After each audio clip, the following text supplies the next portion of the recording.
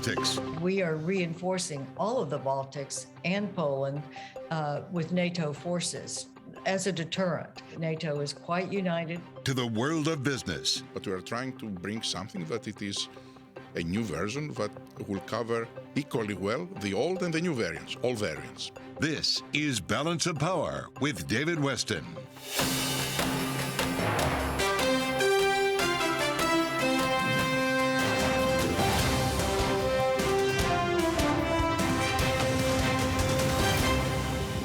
From Bloomberg World Headquarters in New York to our television and radio audiences worldwide, welcome now to Balance of Power. We start again today with Ukraine. As the conflict continues, we hear from the Defense Department that, in fact, Russian troops may be encircling Kharkiv, maybe closing on Kharkiv, even as some people continue to search, perhaps, for a diplomatic solution. We turn to our Washington correspondent, Joe Matthew, at the White House. He is, of course, the host of Sound On every day on Bloomberg Radio. So, Joe, bring us up to speed on where things stand with Ukraine.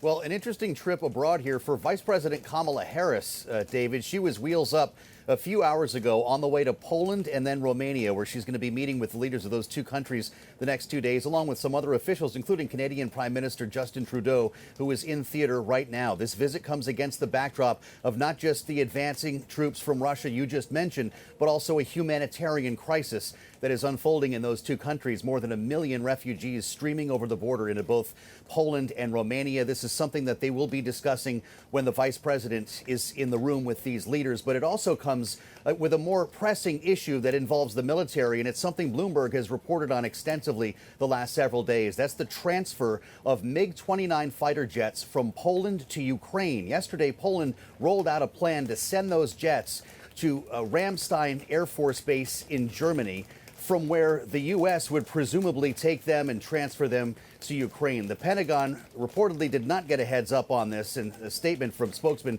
John Kirby made clear that they do not favor this option, as there are many concerns here about the way this could be interpreted and whether Russia would see this as an act of war. The German Chancellor Scholz also echoed those remarks this morning. David, these MiG-29s we're talking about are Russian-made supersonic fighter jets, not unlike an American-made F-15. And there are many questions, a lot of uncertainty about where they would fly from, who would refuel them, and how they would be rearmed. David? And just a moment from now, we're going to actually get to talk with the former Defense Secretary, Mark Esper, about that very issue, the MiG-29s. But in the meantime, there's also some other aid, non-military aid, as I understand, that's been approved. We had an omnibus, an agreement at least out of the House yesterday.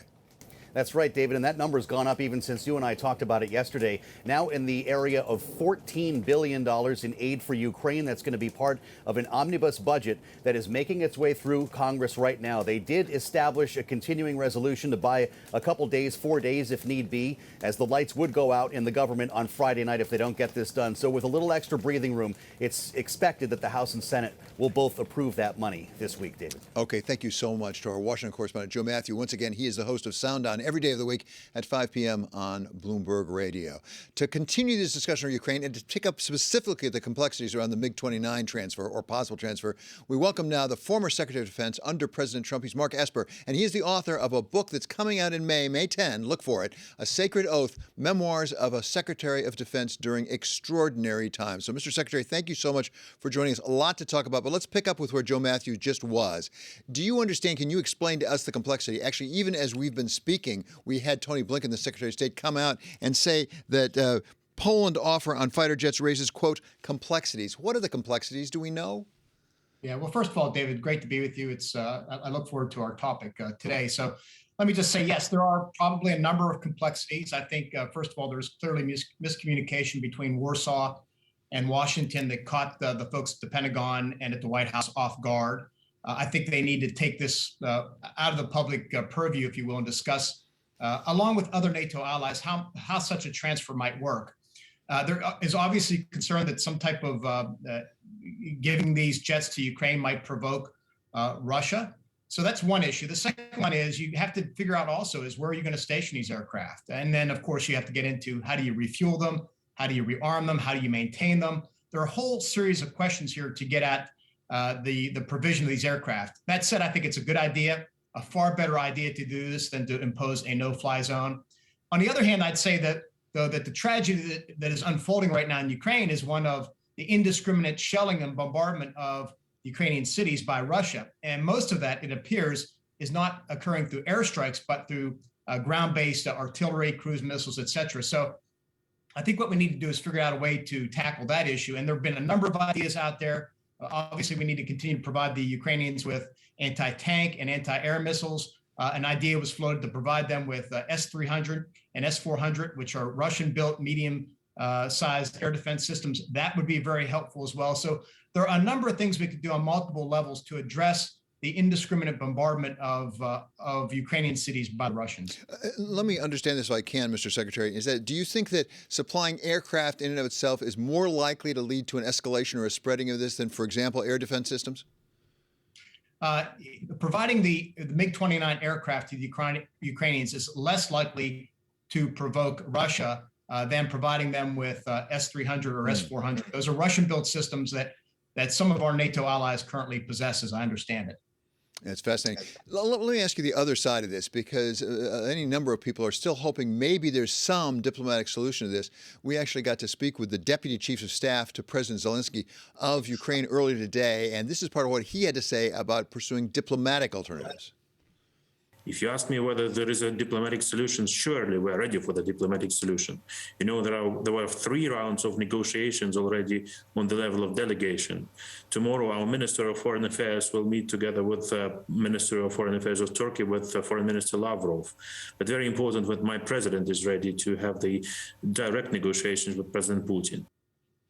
From your experience, Mr. Secretary, do you think there may still be a diplomatic path here? And do we have any reason to believe that President Putin, who's calling all the shots here, has any desire for a diplomatic solution? Look, I think we always need to pursue a diplomatic path. I encourage the Ukrainians and Russians to meet. I think the Ukrainians are doing the right thing. But frankly, I think it's theater coming out of Russia, out of Moscow by Putin to kind of somehow change the narrative or reshape the narrative a little bit. I don't think he's going to pursue a diplomatic solution, at least not at this point.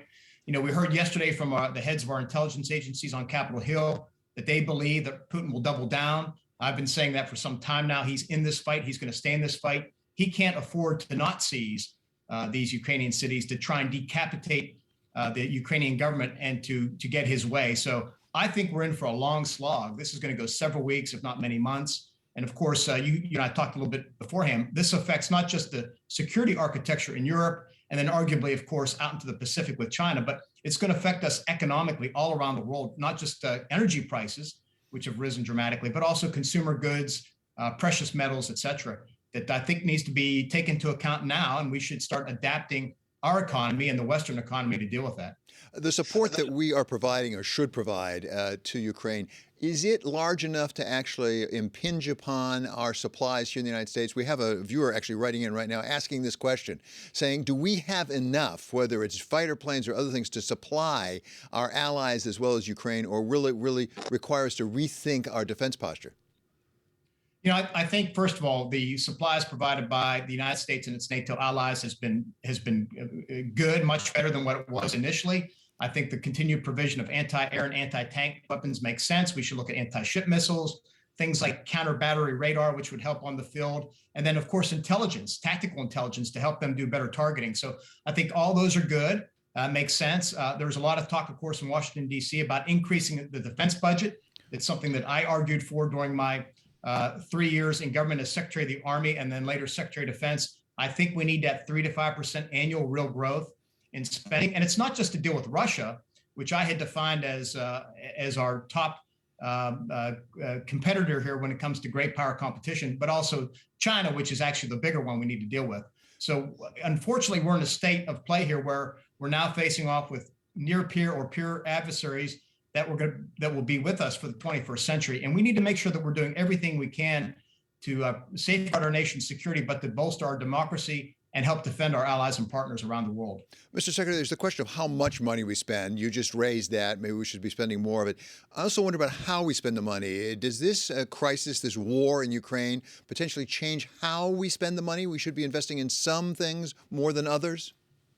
Yes, absolutely. First of all, on the amount, we're spending about 3.2% of GDP, which is far less than what we spent during the Cold War. But and that seems expensive. I know it's probably going to be closer to $800 billion this year, but the price of freedom it's not free. It costs, and it's better than losing a war, if you will. So we need to continue to make those investments, but we need to do a whole lot better job in those investments. So, for example, I was trying to provide a blueprint for a Navy that could deal with China in the 21st century.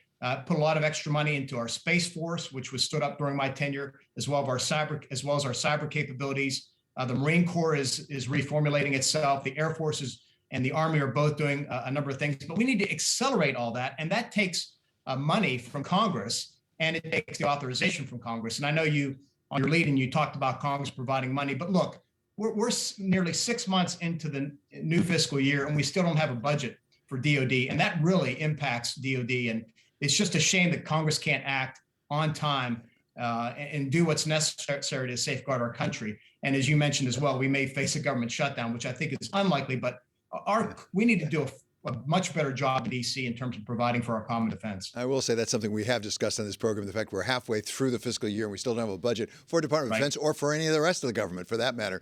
So finally, you mentioned China. There are larger geopolitical issues here.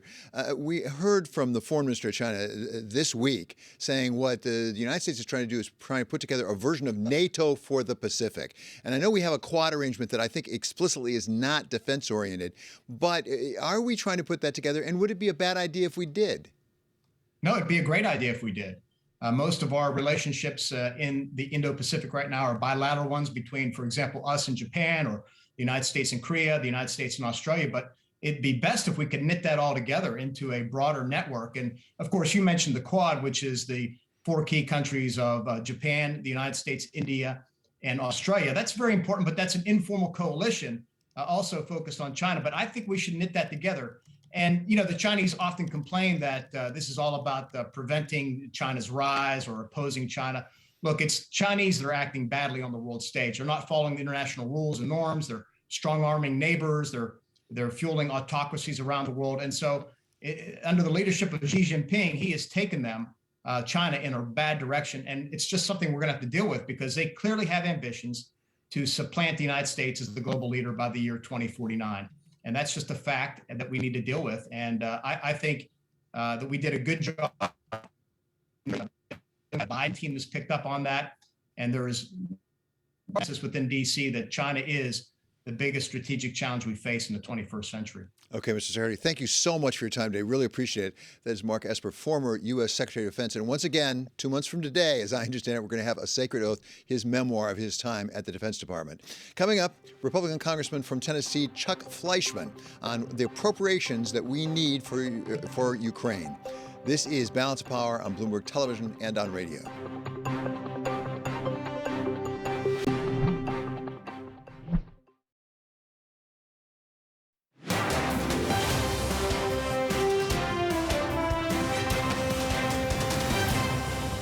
This is Balance of Power on Bloomberg Television and Radio. I'm David Westin. We want to keep you up to date with news from all around the world, and for that, we turn to Mark Crumpton for First Word. David, thank you. Ukraine is open to discussing Russia's demand of neutrality as long as it is given security guarantees. But a top foreign policy aide to President Volodymyr Zelensky told Bloomberg's Maria Tadeo today that does not mean surrendering any land. We are not trading Ukrainian territories, not a single inch. Mr. Zovka added Ukraine is ready for a diplomatic solution. He said preconditions for talks with Russian President Vladimir Putin would be a ceasefire and the withdrawal of Russian troops.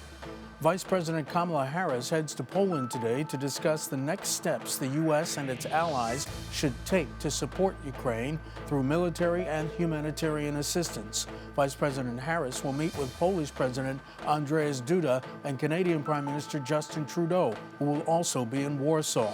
She also plans to meet with embassy staff, refugees from Ukraine, as well as Polish and U.S. service members. The Vice President's 3-day tour will also take her to Romania. In Hong Kong, the plan to test the entire population for coronavirus this month has been put on hold indefinitely. Instead, the city will prioritize vaccinating the elderly. It also will increase the number of hospital beds to treat patients. Global news 24 hours a day, on air and on Bloomberg Quick Take, powered by more than 2,700 journalists and analysts in over 120 countries. I'm Mark Crumpton. This is Bloomberg. David? Thank you so much, Mark. As we've been talking about in this program, Congress is up against a deadline of Friday to get a budget passed to keep the government going. And yesterday, the House side came to agreement, Democrats and Republicans, on a package of about $1.5 trillion. We welcome now Republican Congressman from Tennessee, Chuck Fleschmann. He's on the Appropriations Committee, where he is the ranking member of the Homeland Security Subcommittee. So welcome, Congressman. Great to have you here. Take us through this omnibus, as it's called. What is the importance of this bill? The importance of this bill, even though it is late in the fiscal year, is really the miracle that we're probably going to be able to pass all 12 appropriation bills within the big bill. Some years we fail and there are continuing resolutions. Other years, some of the bills pass, the easier ones, the harder ones. Homeland, I've got probably the most difficult one, don't get passed. This year, we're going to have a comprehensive package. Getting that done, it's good for defense, it's good for Homeland Security, and more importantly, I think our friends in the Senate and the White House are going to join us with this. So we are finally going to get it done. Better late than never. We just heard, as you know, from the former Secretary of Defense, Mark Esper, who said that we need to spend more on defense. Is there more for defense in this package? Absolutely, and that's one of the main reasons I'm going to be supporting this bill. This bill, the American people need to know, has defense appropriations higher than the NDAA limits that were set earlier in the legislative year. So it is a robust bill for defense at a time when we dearly and clearly need defense spending. There are also some domestic priorities that our friends on the other side of the aisle wanted in there. Obviously, it's not the bill that I would have drafted, but it's good for the American people. Strong on defense, strong on Homeland Security. There is actually money in there for the wall. Very pleased about that, $1.9 billion.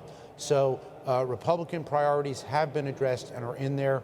It's a large bill. And of course, the supplemental for Ukraine, which is dearly needed at this time of war in that country. I was going to ask about that supplemental, which is, I guess, attached to this package. $13.6 billion, I think I read it's gotten up to, which was increased from $10 billion. In your judgment, do you think that's going to be enough, and for how long? We don't know if it's going to be enough, but it is sorely needed and immediately needed. Let's face it, the Russian invasion of Ukraine is horrific. It's had direct, very bad consequences, but the short, midterm, and long-term consequences for that country and for the world, we're seeing commodities affected, are staggering. So I think the sooner that we get in there with humanitarian and military aid and help these people, help them defend their sovereignty, and do what the vast majority of the world is doing and saying, look, to Russia, to Putin, this is wrong. It's just not the right thing to do at this time or ever. We're going to stand with Ukraine. The world is doing that. And more importantly, I think the United States is leading with one unified voice to say no to Ukraine, no to Russia, no to what they're doing in Ukraine, and we'll stand together. Congressman, you mentioned commodities and what's happening with commodities prices. We're watching them just skyrocket, no matter almost what the commodity is. Is there anything the United States can do, Congress, the administration, is there policy that could sort of take some of that sting out of what the American consumer is going to be suffering? Absolutely. I think right away we need to increase domestic energy production. Oil, natural gas, I work very strong in the nuclear sector, but all of the above energy needs to be increased domestically. One of my several criticisms of this administration has been from the inception with the Keystone Pipeline and other areas. The Biden administration has stopped domestic oil production. That has hurt us, it's put us in a vulnerable position, and that's where we are right now. We need to start today, actually yesterday, we need to start and increase domestic oil production. We have abundant natural resources in this country. We have in West Texas oil fields that dwarf the size of the Saudi oil fields. We have the Alaska drilling that is available to us. We have it all over the United States. We can actually become an importer again. We need to do that. On the commodity side, obviously, Ukraine produces a lot of agricultural products. It's a world market. We need to get out there and produce more corn, soybeans, wheat, anything that we can produce in America. We need to do it. We need to do it well. Congressman, really appreciate your time. I know you're awfully busy on Capitol Hill these days. That's Republican Congressman Chuck Fleschmann of Tennessee. Still to come, we're going to talk with former chair of the Senate Energy Committee, Mary Landrieu. This is Balance of Power on Bloomberg Television and on radio.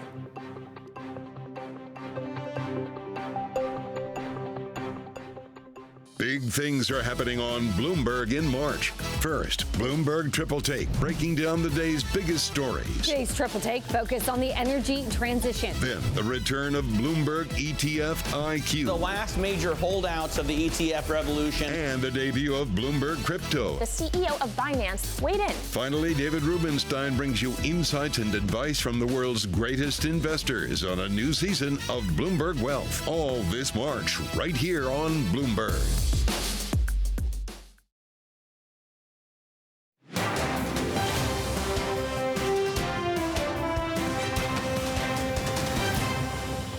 This is Balance of Power on Bloomberg Television and Radio. I'm David Westin. We've been watching the march closely all week long because of what's going on in Ukraine for a reaction. Right today, we've got stocks up, we've got commodities down. So to explain it all to us, we welcome Bloomberg's Abigail Doolittle. So what is happening? It seems that we have a pretty strong relief rally in our hands. That S&P 500 right now up 2.6%. The NASDAQ up even more, up 3%. The S&P 500 headed to its best day since June of 2020. So that's pretty strong buying. And similar to what we were talking about yesterday, after the announcement of the ban on importing Russian oil, it seemed to sell the news moment because into that, oil had gone up, it had really been going bonkers. I think over in 8 days or so, it had been up 33%. But after the soft headline, up more than 18%. Right now, we have oil down 6.3%. We have wheat down 6%. We have copper down. So that commodity complex coming in, providing some relief for stocks on the idea that and maybe inflation, it won't be so bad. But we do have CPI tomorrow.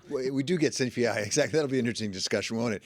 So one day does not a trend make. At the same time, does not. The 10-year is up over 1.9. So it doesn't look like people are too anxious at the moment. Well, I'm so glad that you're always keeping an eye on bonds because we've been talking about this over the last couple of days. Even while stocks yesterday, hugely volatile, up and down more than 1%. The day before, sell-off as commodities were surging for the most part. Bonds the whole time selling off. So that tells you that some investors not all that worried and that they weren't really focused on the headlines or, sadly, that humanitarian crisis in Ukraine. They're thinking about next week, the Fed. What will the Fed do? Right now, traders thinking that at least one hike is going to happen. What if there's a surprise of two?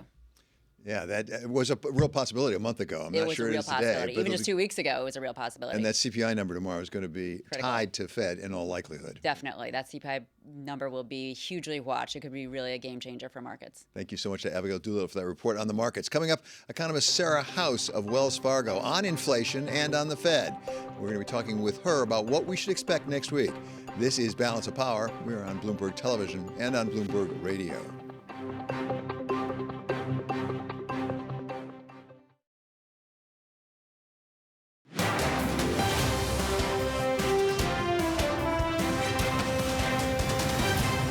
This is Balance of Power on Bloomberg Television and Radio. I'm David Westin. Now, we want to keep you up to date with all the news from right around the world. And for that, we turn to Mark Crumpton with First Word. David, thank you. The former CEO of Russia's Yukos Oil says the country has moved from an authoritarian regime to a totalitarian. In an exclusive interview, Mikhail Khodorkovsky told Bloomberg's Anne-Marie Hordern that change is coming to Moscow. The regime will change, no doubt about it. Before, it might have taken 10 or 20 years from now, but now it may happen much faster. Khodorkovsky also said that all of Russia's oligarchs should be targeted by sanctions.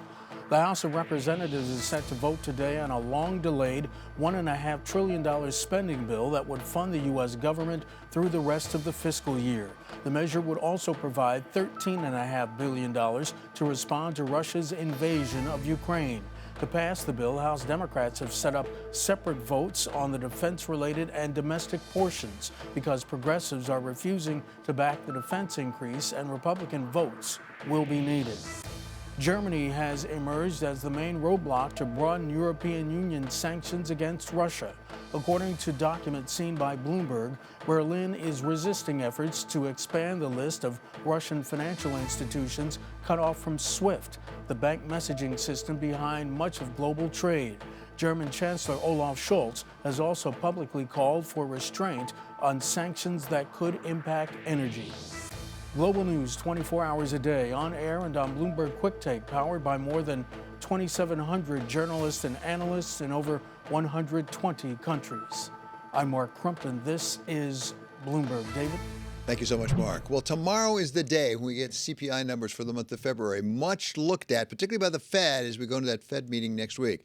And to take us through what we're expecting on CPI, and for that matter, the Fed as well, we welcome now Sarah House. She's Wells Fargo's senior economist. Thank you so much for being with us, Sarah. Start with CPI. What are you thinking about? We're hearing some really high numbers. Right, so we're actually a little bit below consensus. So we're looking for a headline increase of 0.7%. But just because that's below consensus doesn't mean that it is not still another scorching hot print. So by our estimates, that pushes CPI up to 7.8% over the past year. And so still not seeing any meaningful relief at all on the inflation side for consumers or the Fed for that matter.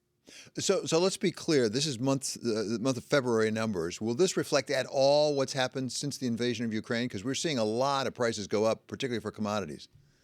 Right, so it'll be reflected to some extent. So the BLS does sample things like gasoline prices throughout the month. So it is a monthly average, so it'll capture that increase we saw in the last week of the month.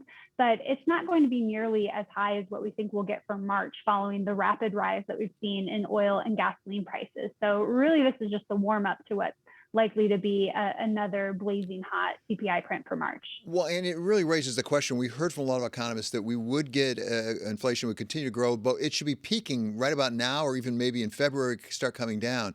Given what we're seeing right now, what do you expect in terms of a peak for inflation? How far out is that likely to be?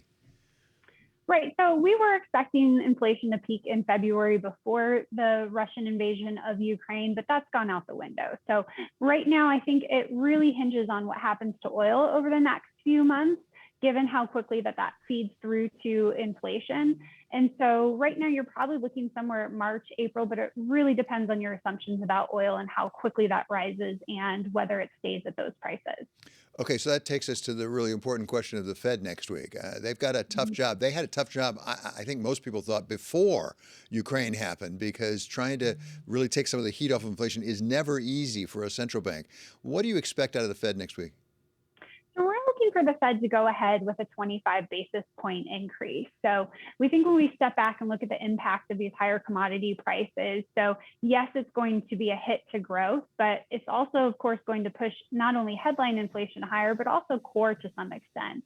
And really, if you look at where growth is and where inflation is much wider of the mark of where the Fed would like it to be. We have some scope for growth to come down and still remain at relatively healthy rates. And so I think the Fed's going to keep its eye on the target of bringing down inflation over closer to its mandate. And so we still think that we're on pace for a tightening cycle over the next few months. And are the markets prepared for this, do you think? I think they are, if you look at where markets are pricing. So they are pricing a rate hike, not just in March, but roughly 6 hikes this year. And so I think they're still attuned to that. So I don't think it'll be a surprise at this point. You mentioned that in all likelihood, we're going to have some reduction in growth, in GDP growth. What are you projecting in terms of what's happening with Ukraine and more generally on growth? Well, so in terms of the U.S., it really comes down to that inflationary impact and what it does to consumer spending, what it does to production costs. So we think oil prices at these levels, so it's equivalent to roughly a 0.5 percentage point off of growth. Now, we're coming into this period expecting GDP growth of essentially 3.5% this year. So still, we're not talking recession by any means. Again, there is some scope for GDP growth to slow before we get really into a trouble spot. And so that's going to keep the Fed focused on bringing down inflation. So, Sarah, I'm really curious about this. As an economist, you have projections that you have been making for the years, you just said, for growth. Ukraine happens. Do you know enough to really adjust those projections, or do you have to wait and see? You have to put in various assumptions. So there's different scenarios that you can come up with. But I think each forecast is contingent on a certain set of assumptions. And so that's something very important for market participants, policy analysts to bear in mind when looking at these economic forecasts. Is what do we expect to happen with oil prices? How is that contingent on what sort of sanctions we might see, whether it's businesses self-sanctioning or wider government sanctions? And so it all comes down to what assumptions you're making, because the actual situation is, of course, still evolving. So as we look at gas prices right now, obviously all of us across the country are looking at gas prices really going to numbers we've never seen before. But not just that, wheat as well going really skyrocketing. It's going to be expressed in the cost of foods. At what point as economists do you start to see demand destruction? I think we're getting to the point where it's getting close. So this situation is a little bit trickier if you think about the fact that households, they do have that excess savings. There's a lot of pent up for travel. So from a pure gasoline perspective, maybe you wouldn't see as much demand destruction at these prices as we would previously, but you have to offset that with the fact that we're seeing a broad increase in prices. So it isn't just gasoline rising. So we already have food inflation at the highest levels in 40 years. And that's before we really start to see the effects of these higher agricultural commodities begin to feed into what we're paying at the grocery store. So I think really in terms of the environment that we're looking at ahead, it is going to weigh heavily on demand. So let's look for a little good news, if I can try to find it here, and that is this: the state of the consumer, the household balance sheet, because we'd had a lot of money put into the economy and specifically going to the balance sheet of households. How much momentum was there already, and how much capacity is there for consumers to absorb some of these increased prices because they haven't borrowed as much? Well, that's the big question is how much will consumers spend down those excess savings? So in January, when we saw income growth stall, we saw only about a 30 billion dip from the peak of excess savings. So households have barely touched that cash pile. And we've also seen balance sheets increase tremendously. And so when you think of households' ability to spend on future purchases rather than paying off past purchases, it's still very strong. So again, this isn't necessarily your typical demand, your typical shock from higher commodity prices, denting demand to the same extent we've seen in previous periods. There's a lot of moving pieces. And finally, Sarah, we believe, we hope, are coming off of that Omicron wave with the numbers really going down that. Do we still have some momentum to come from the reopening or the reopening or the reopening? I think you certainly do. So that's a big factor driving our expectations for consumer spending this year. It's really all being driven by services. And we're also seeing that in inflation as well. So not just housing, but other services still have a lot more scope for price gains as that demand comes back stronger. So it's not all doom and gloom out there. There's certainly pockets of strength. Good. We'd like to end a little bit of a positive note. Thank you so much to Sarah House. She's Wells Fargo's senior economist. Coming up, former chair of the Senate Energy Committee, Mary Landrieu, and we're going to talk to her about what's going on in the energy markets. This is Balance of Power on Bloomberg Television and on radio.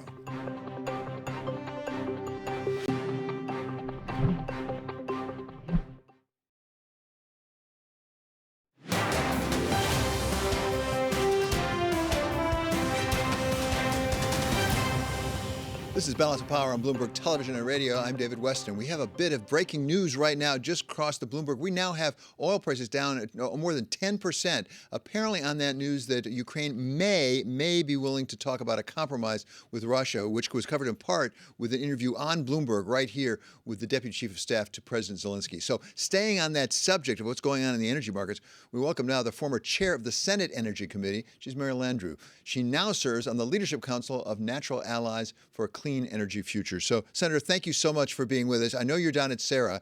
Give us a sense of what is being talked about down there. As I say, right now, that's come off the top. Well, David, there's a lot of buzz and excitement. There's a lot of energy, no pun intended, here at Sierra Week. Secretary Kerry spoke earlier, Secretary Granholm speaking in just a minute. Secretary Moniz, the former secretary, is here, the leadership of the industry. But it's exciting to think about what the industry is thinking about for the future, particularly when it comes to natural gas, leading and accelerating our climate goals for the future and serving as a partner with solar and wind and other renewables.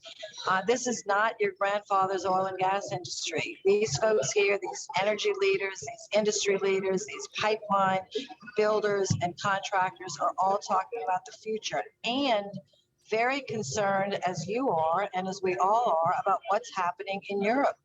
And this invasion of the Ukraine, the disruption to the oil markets, and the vulnerability that Europe has shown relying on Russia. And the U.S.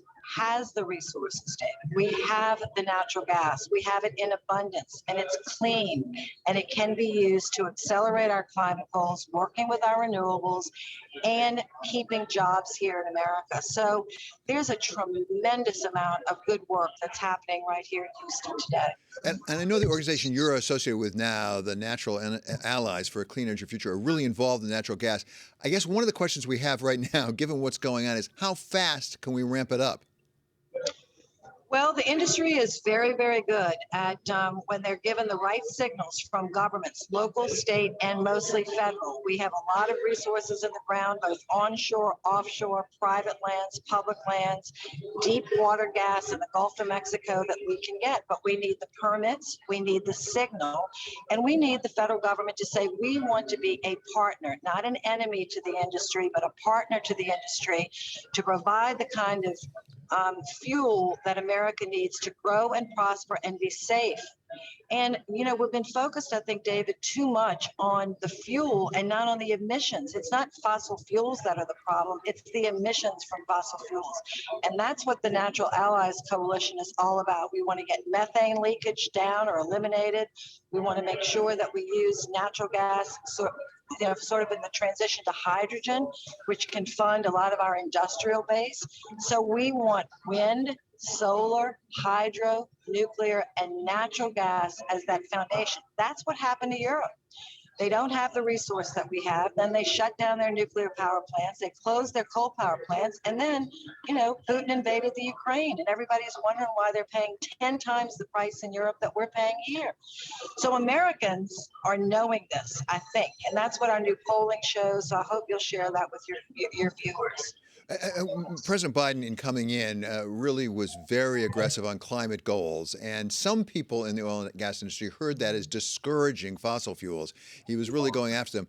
Are you hearing a different tune these days? I know, for example, Secretary Granholm was down there in Houston with you at Sarah. Is the Biden administration changing their position?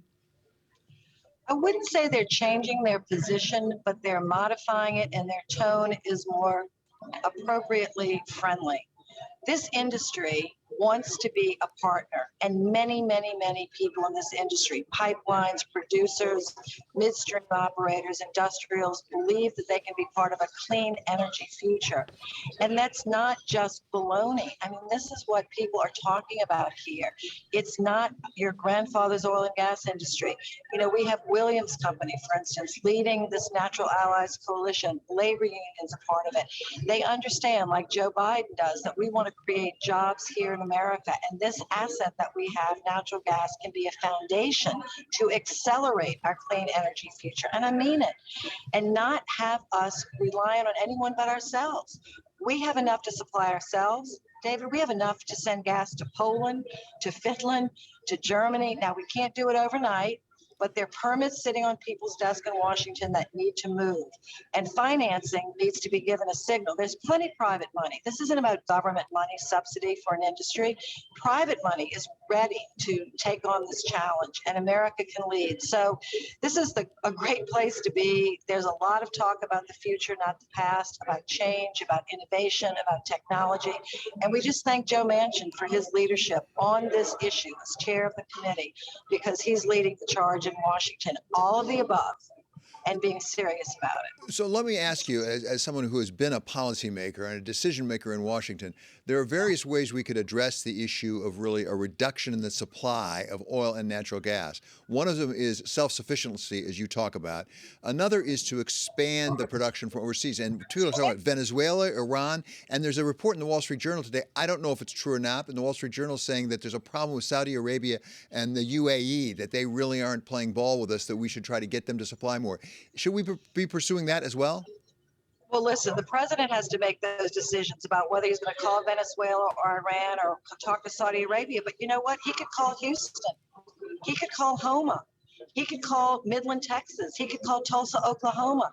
This industry is ready to work with this administration to move our climate goals forward, to meet those climate goals. But we are going to do it with a truly all and above strategy, proper investments and permitting. Like Mr. Williams was on television yesterday, and he said this. It's like it only takes 9 months to build a pipeline, but it takes 5 years to get the permit. Americans know how to build things. Our labor unions are ready to go to work. Our men and women are ready to go to work building these pipelines, our transmission lines for an improved grid.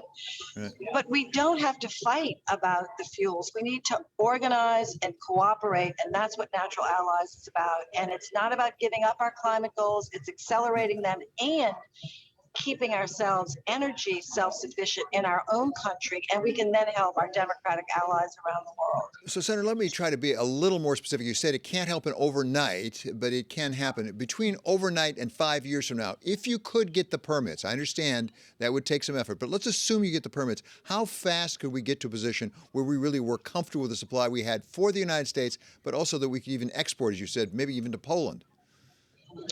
Well, of course, I represent Venture Global, and I can say this. They built their plant in a record 29 months in Louisiana. They're exporting gas to Poland and to Europe as we speak. They did it in extra fast time, but there are other companies that can build quickly as well. But that is not the solution. I don't want to give people false hope. It's going to take a decade or two, but we need to start now. We should have started 20 years ago. And so that is what we have to do. And we'll never be able to supply all the energy needs for the world out of America, of course, but we can strengthen ourselves with our Canadian partners, with Mexico, the Gulf of Mexico, which is overlooked and a great resource for us. And we continue our expansion of solar and wind, natural gas as a foundation, nuclear. Nobody wants to talk about that. And I know we have issues with, enriched uranium being, unfortunately, in Russia. So that's an issue we've got to figure out. But America can do this. So that's our message here at Sierra Week. It's been exciting to be here all week to see these industry leaders coming together and talking about jobs and future for the U.S. And it's very helpful to hear that message. Thank you so much, Senator. That's Mary Landrieu. She's former chair of the Senate Energy Committee and co-chair of the Leadership Council for Natural Allies for a Clean Energy Future. We're going to stay on the subject of energy right now. We welcome back Abigail Doolittle, because we have been talking about the fact that oil prices have been coming down even more. Yes, right now we have oil near session lows down about 10.5%. Of course, this on the very positive headline, or I would think it's a positive headline, that Ukraine saying that they're ready to compromise, which is very hopeful. And we don't know about Vladimir Putin, obviously, but at least one side, it seems as though maybe something positive is happening here. Now, on the idea that perhaps the bans on Russian oil and that there's not going to be a supply issue to such a degree around this crisis, oil has come down. But you can also just say that oil should never have gone up as much as it did. It was fearful buying, lack of liquidity. And so now you're really seeing a pretty strong reversal of it all. WTI crude is currently at about 110 barrels. $110 per barrel. Yeah, it's funny. I was looking up. And in fairness, you were saying that you thought it had gone up too far and it might well come back down. Well, when you take a look at any chart, and if it goes straight up, physics, a 90-degree angle cannot hold. And we've seen it so many times, gold, silver. The only market that I've never seen it reverse back down, interestingly enough, is Tesla. But any other market, when you see a parabolic uptrend, it tends to reverse completely. At the same time, we have to keep some perspective here. We're saying, boy, it's down 10%. Brent is still $113 a barrel. West Texas Intermediate crude is still $110 a barrel. 6 months ago, if you said this was possible, you would think it was insane. 2 years ago, it was negative. Well, people agreed. Well, it's interesting, actually, because oil right now at one point, it was having its best day since April of 2020, or excuse me, its worst day since April of 2020 when we had that horrific sell-off. But right now, I think the idea is it's collapsing back down on itself. If you take a look at the charts, you're going to see an absolute reversal of the trend. So the question is, how far does it reverse? It probably does not stop here at 110. It could probably go back below 100. Oh. You could even make the case it goes significantly lower. One of the guests that joins us frequently in the afternoon, Carly Garner of DeCarlyTrading.com, who specializes in commodities and options. She has thought for a while it could go, even with this kind of a spike, somewhere below 70. Fascinating. Thank you so much, Abigail, for coming back on that. That's Abigail Doolittle reporting on oil. We talked earlier today with Sam Zell of Equity Group Investors, and we talked to him about inflation and what the Fed should do about it. Getting inflation back under control has to start with stopping flooding the market with capital. I mean, the degree to which, we used to talk about, legislation that amounted to adding billions to the liquidity. Now we're talking in trillions.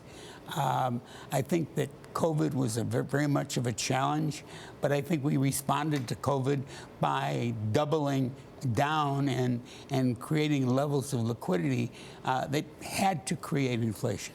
I can't imagine that anybody who's an observer of what's going on could possibly be surprised at the inflation numbers when, in effect, you were giving everybody $300 a month for every child. You were, doing PPAs. I mean, you're doing all these different things to create staggering amounts of liquidity into the system.